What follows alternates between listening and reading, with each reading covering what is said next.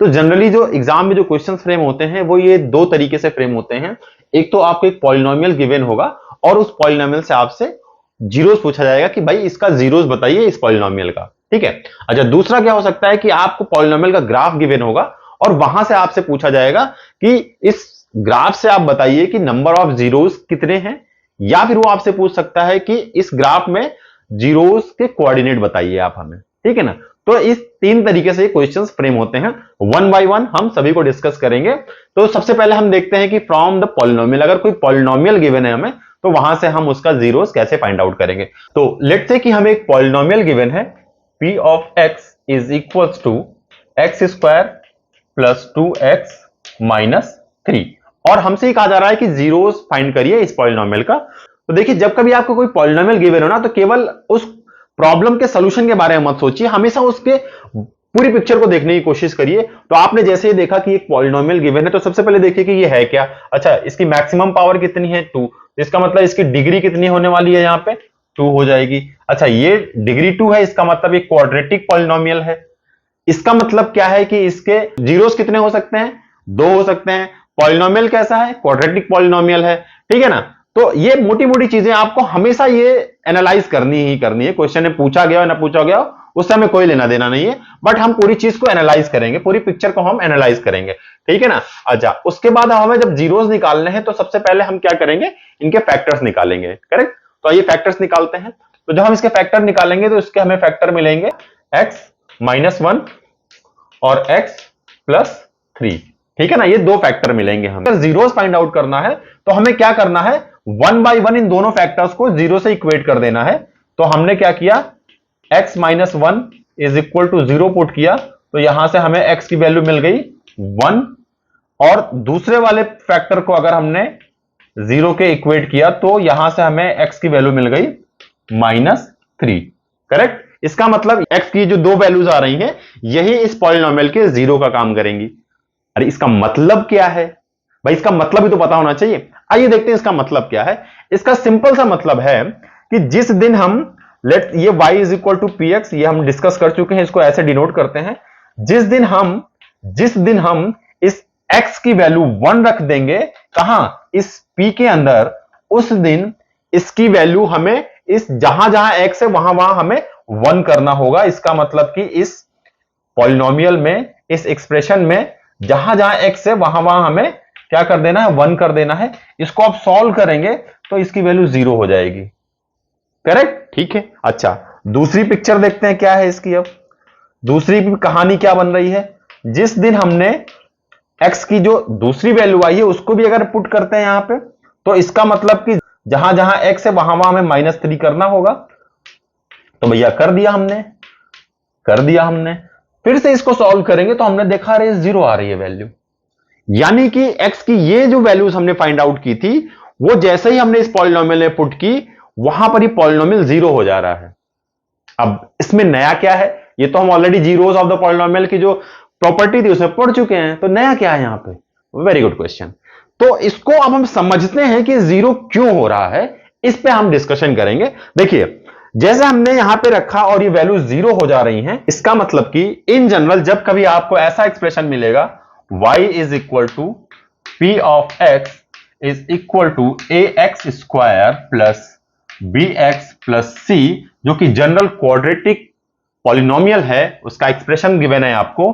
तो आपको अगर ये पहले से पता है कि alpha and beta are the zeros of this polynomial p of x, तो आप ये कह सकते हैं कि भैया y is equals to p of alpha अगर करेंगे तो ये 0 के इक्वल हो जाएगा, and y is equal to p of beta कर देंगे तो ये भी 0 के इक्वल हो जाएगा। ये आपको समझना है, ये आपको पता होना चाहिए कि जब कभी आप प्रॉब्लम को सॉल्व कर रहे होंगे तो ये आपको पता होना चाहिए, ठीक है। अच्छा, मजे की बात यह है कि आपके सिलेबस में बहुत थोड़ा सा टॉपिक है इस जीरोस ऑफ द पॉलिनोमियल या इनफैक्ट पॉलिनोमियल के बारे में, बट मैथमेटिक्स की दुनिया में जब तक आप मैथमेटिक्स को पढ़ते रहेंगे ये polynomial, zeros of the polynomial आपका पीछा कभी नहीं छोड़ेगा। इसीलिए जीरोस ऑफ द पॉलिनोमियल मैं इतना एम्फेसाइज कर रहा हूं, जबकि आपके बुक्स में या आपके सिलेबस में इतना है नहीं, बहुत छोटा सा टॉपिक है ये। मैं आपको 2 से 3 क्वेश्चन बताऊंगा, उसी से सिलेबस कंप्लीट हो जाता है, यानी आपके एग्जाम पॉइंट ऑफ व्यू से सिलेबस कंप्लीट हो जाएगा, ठीक है ना। मगर मेरा मोटिव वो नहीं है कि मैं आपका केवल और केवल सिलेबस कंप्लीट करा दूं। मेरा मोटिव ये है कि अगर आप मेरे से पॉलिनोमियल पढ़ रहे हैं, जीरो से लेकर एडवांस लेवल तक का जो भी पॉलिनोमियल मैं आपको बताऊं वो आपको पता होना चाहिए। और इतने सिंपल तरीके से मैं आपको बताऊंगा ना कि जीरो से एडवांस तक बहुत ही सिंपल लगेगा आपको, और बहुत इजीली आप इसे अंडरस्टैंड कर पाएंगे। तो ये आप समझ गए ना, बेसिक मैंने बिल्कुल बताया कि जीरो ऑफ द पॉलिनोमियल निकालते कैसे हैं, फिर उसका सिग्निफिकेंस क्या है, उसका मतलब क्या है, उसको हम यूज कैसे करेंगे, वो मैंने आपको यहां पे पिक्चर दिखा दी। करेक्ट, ये समझ में आ गया आपको ना, ठीक है ना। अब समझते हैं इसके ग्राफ के बारे में। देखिए, सपोज करिए कि ये जो हमारे पास पॉलिनोमियल था कौन सा, P X is equal to X square plus 2x minus 3, ठीक है ना। अब इस जीरोस जो हमें मिले हैं उसको हम ग्राफ में कैसे देख सकते हैं। ये हमारे पास एक पॉलिनोमियल है, क्वाड्रेटिक पॉलिनोमियल है, ये हमें दिख रहा है। तो इसका मतलब ये तो सिंपल है कि ये जो ग्राफ होगा वो कुछ या तो ऐसा वाला होगा या ऐसा वाला होगा। भाई क्वाड्रेटिक है तो हमें पता है ये पैराबोला जैसा होगा, तो या तो इस तरीके का बनेगा या इस तरीके का बनेगा। कैसे बनेगा ये हमको नहीं पता, अभी हम पॉइंट्स देखते हैं। हमारे पास जो पॉइंट्स आए थे वो आए थे 1 और दूसरा क्या था, -3 था। ये तो x की वैल्यूज थी ना, लेकिन हमें यह पता है कि ऐसे एक्सप्रेशन के लिए जो जीरोस होंगे वो हमेशा x एक्सिस पर होंगे, वो हमेशा x एक्सिस पर होंगे। इसका मतलब कि x की वैल्यू अगर ये है तो इस x एक्सिस पर y की वैल्यू क्या होती है, वो 0 होती है। y की वैल्यू क्या होती है, 0 होती है। इसका मतलब कि हमें जो दो कोऑर्डिनेट्स मिलेंगे, एक मिलेगा हमें 1,0 मिलेगा और दूसरा कोऑर्डिनेट मिलेगा -3,0 मिलेगा। करेक्ट, समझ में आया ये चीज। अच्छा, अब अगर ऐसा है तो मेरे को एक बात बताइए, ये ग्राफ या तो ऐसा होगा या ऐसा होगा, और ये दो जीरोस हैं, तो इसका मतलब कि ग्राफ इन दो पॉइंट से तो होके जाएगा ही जाएगा। मगर हमें अभी ये नहीं पता कि भैया ये इस तरीके से जाएगा या इस तरीके से जाएगा, ये हमको नहीं पता है। ये कैसे पता करें, बहुत ही सिंपल है।